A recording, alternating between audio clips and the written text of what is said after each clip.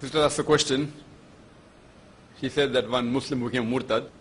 He poses a question against the Quran, or she. And that person poses a question on Surah Baqarah, starting few verses. We say that Allah guides those who have taqwa.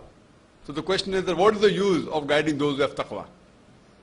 It is useless. Those who don't have taqwa should be guided. I'll give an example, a simple example to answer this question. That in a class where a teacher teaches the student, she but naturally teaches all the students same. She's giving a lecture. But she says that those who follow my instructions will pass the examination.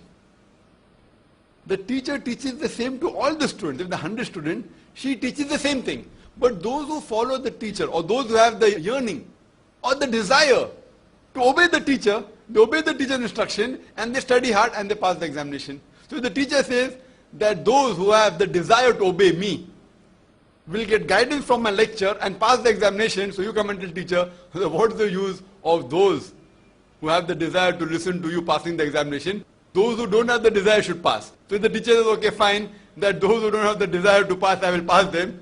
So it is illogical. This is the examination.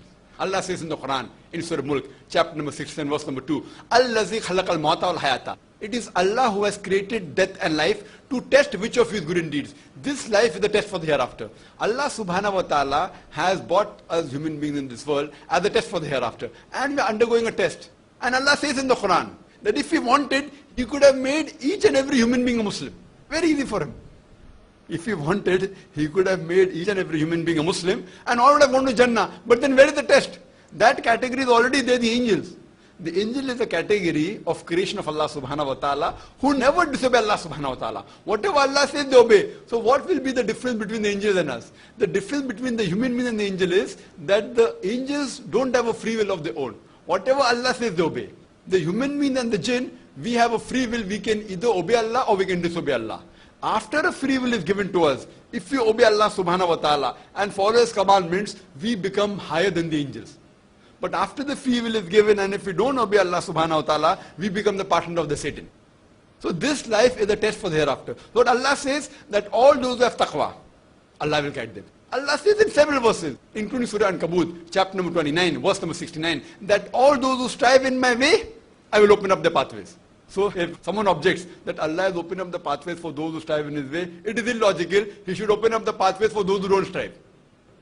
So for example, if I'm giving a medical examination and if I'm teaching the medical students, those who don't follow the textbook, they will pass. So these doctors, when they come out, they will not treat the patient, they will kill the patients. And Allah says in Surah Al-Imran, chapter 3, verse 160, that if Allah helps you, none can overcome you.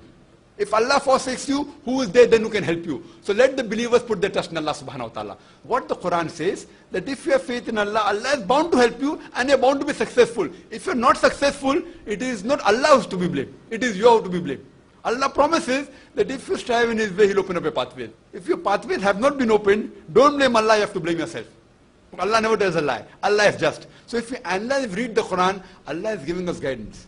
He forgives the mistakes. Many mistakes human beings make, He forgives us.